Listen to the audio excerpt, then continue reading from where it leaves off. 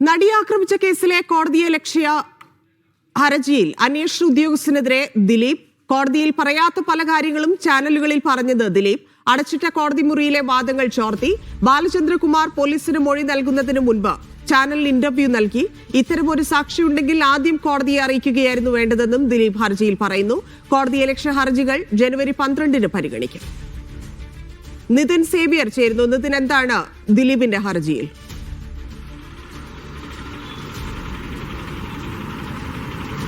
ധന്യ, ഈ നടിയെ ആക്രമിച്ച കേസുമായി ബന്ധപ്പെട്ട കോടതിയലക്ഷ്യ ഹർജികളാണ് ഇന്ന് എറണാകുളം പ്രിൻസിപ്പൽ സെഷൻസ് കോടതി പരിഗണിച്ചത്. അതിൽ പ്രധാനമായും ഈ അന്വേഷണ ഉദ്യോഗസ്ഥനായ ബൈജു പൗലോസിനെതിരെയുള്ള ഹർജിയാണ് ഇന്ന് പ്രധാനമായും പരിഗണിച്ചത്. അന്വേഷണ ഉദ്യോഗസ്ഥനായ ബൈജു പൗലോസിന് പുറമെ സംവിധായകൻ ബാലചന്ദ്രകുമാർ, ഒപ്പം തന്നെ മാധ്യമപ്രവർത്തകർക്കും ചാനലുകൾക്കുമെതിരെ ദിലീപ് ഇത്തരത്തിൽ ഹർജി നൽകിയിട്ടുണ്ട്. ഇതിൽ റിപ്പോർട്ടർ ടിവിക്കെതിരെ നൽകിയിരിക്കുന്ന പരാതി അല്ലെങ്കിൽ നൽകിയിരിക്കുന്ന ഹർജി തെറ്റായ വാർത്ത നൽകിയെന്നും ഒപ്പം തന്നെ ജഡ്ജിയെ അപമാനിക്കുന്ന തരത്തിൽ വാർത്തകൾ നൽകിയുമെന്നാണ്. ഏതായാലും ഈ ഹർജികൾ കഴിഞ്ഞ ദിവസം നടിയെ ആക്രമിച്ച കേസിന്റെ വിധി പറഞ്ഞ ദിവസമാണ് ഈ ഹർജികൾ ആദ്യം പരിഗണിച്ചത്. പിന്നീട് അത് ഇന്നത്തേക്ക് മാറ്റുകയായിരുന്നു. ഇതിൽ ബൈജു പൗലോസിനെതിരെ ദിലീപ് നൽകിയിട്ടുള്ള ഹർജിയാണ് ആദ്യം പരിഗണനയ്ക്കെടുത്തത്. ഈ ഹർജിയിലാണ് വളരെ ഗുരുതരമായ ആരോപണങ്ങൾ ദിലീപ് ഉന്നയിക്കുകയും ചെയ്യുന്നത്. അതായത് താനോ തന്റെ അഭിഭാഷകനോ കോടതിയിൽ പറയാത്ത കാര്യങ്ങൾ മാധ്യമങ്ങൾക്ക് ചോർത്തി നൽകിയെന്നും കോടതിക്കകത്ത് അടച്ചിട്ട കോടതിക്ക് മുന്നിൽ അല്ലെങ്കിൽ അടച്ചിട്ട കോടതിക്കകത്ത് നടന്ന കാര്യങ്ങൾ അത് മാധ്യമങ്ങൾക്ക് മുമ്പിൽ ചോർത്തിക്കൊടുത്തുവെന്നുമുള്ള കാര്യങ്ങളാണ് ദിലീപ് പറഞ്ഞിരിക്കുന്നത്. ഒപ്പം തന്നെ ബാലചന്ദ്രകുമാർ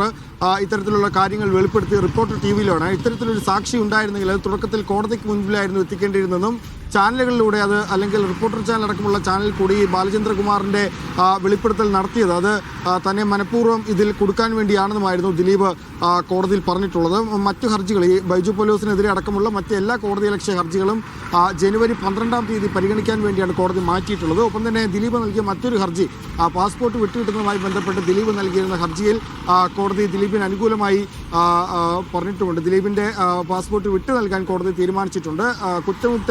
കുറ്റമുക്തനാകപ്പെട്ടതോടെ ജാമ്യ ബോണ്ട് അവസാനിച്ചെന്നും അതുകൊണ്ട് തന്നെ ഈ പാസ്പോർട്ട് വിട്ടു നൽകാമെന്നുമായിരുന്നു കോടതി പറഞ്ഞിരുന്നത്. ആദ്യം പ്രോസിക്യൂഷൻ കഴിഞ്ഞ ദിവസം ഈ ഹർജി എടുത്തപ്പോൾ പ്രോസിക്യൂഷൻ അതിനെ എതിർത്തിരുന്നുവെങ്കിലും ഇന്ന് പ്രോസിക്യൂഷൻ അതിനെ എതിർത്തില്ല. ദിലീപിന്റെ പാസ്പോർട്ട് വിട്ടുകൊടുക്കുന്നതിനെ പ്രോസിക്യൂഷൻ എതിർത്തിരുന്നില്ല. ധന്യ.